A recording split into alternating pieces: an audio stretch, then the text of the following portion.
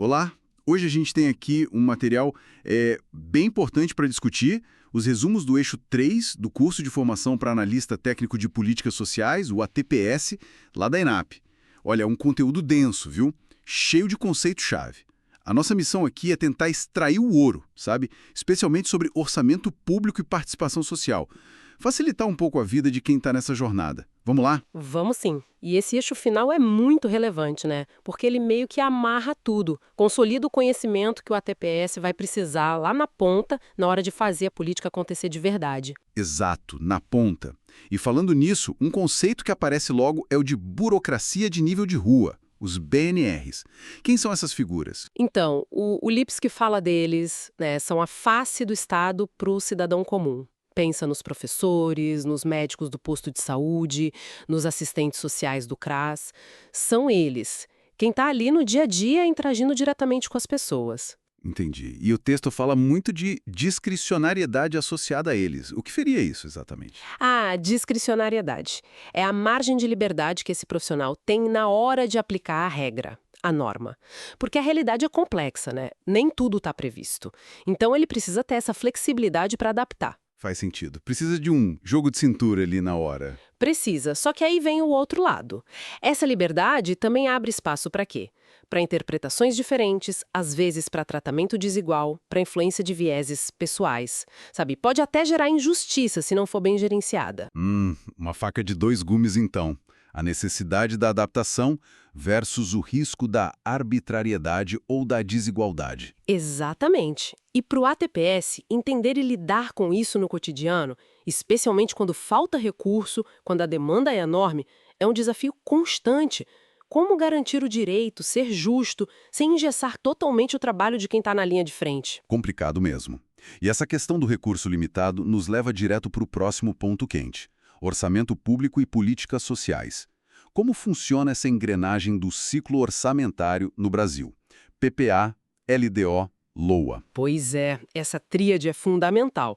O PPA, Plano Plurianual, é o planejamento de médio prazo. Ele define as grandes diretrizes, os objetivos, os programas do governo por um período de 4 anos. O atual, por exemplo, 2024-2027, tem aquela visão de um país democrático, justo, desenvolvido e ambientalmente sustentável. É a visão macro. Ok, o Plano Geral de 4 anos. E a LDO? A LDO, a Lei de Diretrizes Orçamentárias, faz a ponte entre o PPA e o orçamento do ano seguinte. Ela é anual. Define as metas e prioridades para aquele ano específico, orienta como a LOA vai ser montada, estabelece regras sobre as finanças, meta fiscal. É mais tática, digamos assim. Entendi. E a LOA é onde o dinheiro aparece mesmo, né? Isso, a LOA, Lei Orçamentária Anual, é o orçamento propriamente dito. Ela detalha de onde virá o dinheiro, as receitas, e onde ele será gasto, as despesas, para cada órgão, para cada ação do governo naquele ano. É o orçamento em ação. E dentro desse fluxo de dinheiro, o material destaca as transferências voluntárias. O que são elas e por que são tão importantes para as políticas sociais? As voluntárias são cruciais.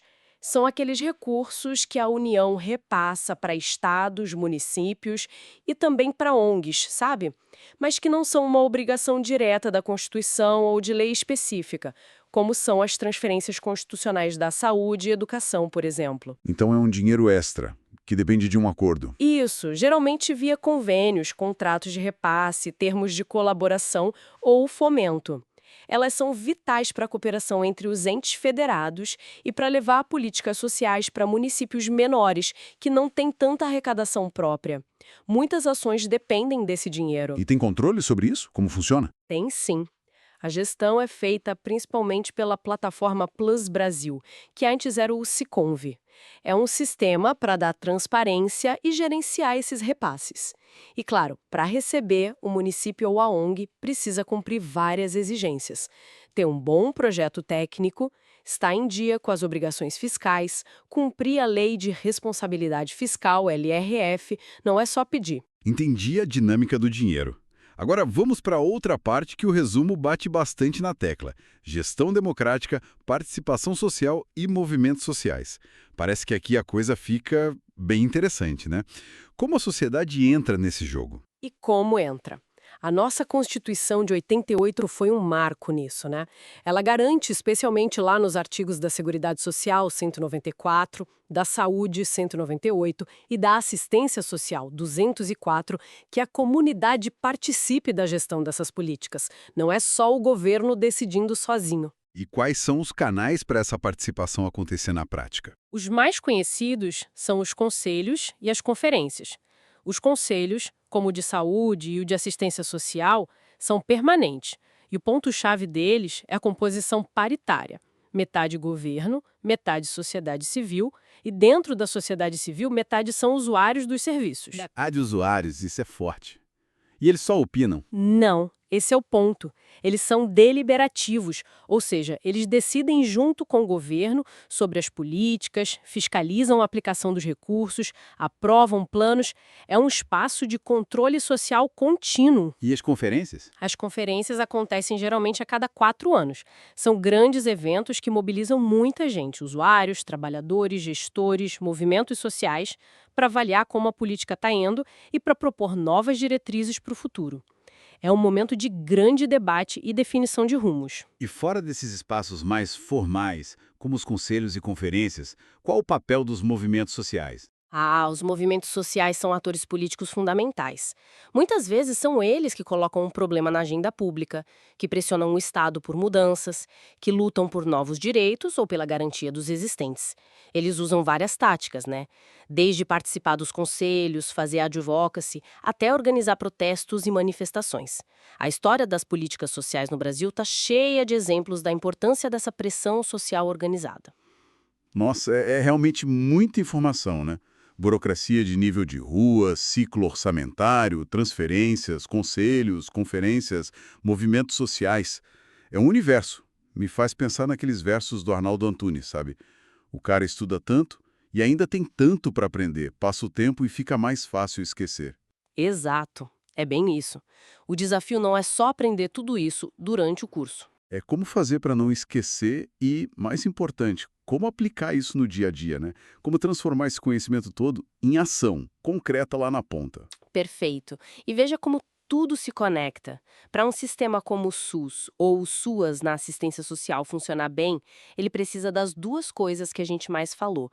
Um orçamento adequado, bem gerido, com essas transferências chegando onde precisam, e uma participação social ativa, forte, nesses conselhos, conferências, que cobre, que fiscalize, que ajude a definir as prioridades. Uma coisa alimenta a outra para a gente buscar aqueles princípios de universalidade, equidade. Faz todo sentido. Então, para a gente ir amarrando, vimos a importância do BNR lá na ponta e o desafio da discricionariedade, as ferramentas do orçamento, PPA, LDO, LOA, e o papel das transferências voluntárias, e os canais de participação como conselhos e conferências, impulsionados também pelos movimentos sociais como pilares da gestão democrática.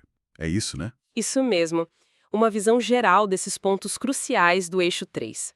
E pensando nos futuros ATPS, que vão lidar com tudo isso, ficam algumas provocações, né? Talvez 2 questões para eles refletirem. Manda! Quais seriam? A primeira sobre o orçamento.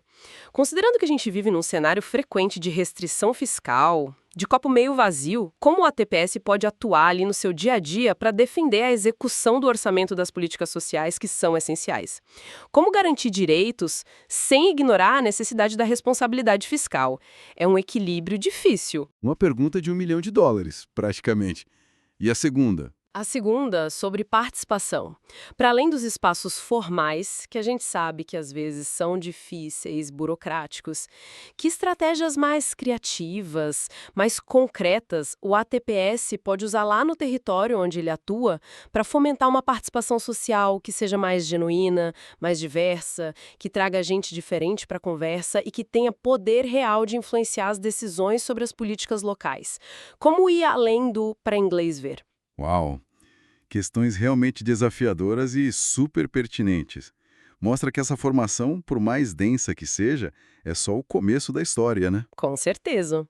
A verdadeira análise e a construção de caminhos acontece mesmo na prática diária, nessa mediação constante entre o que está na lei, o dinheiro que tem e a necessidade real das pessoas ali na comunidade.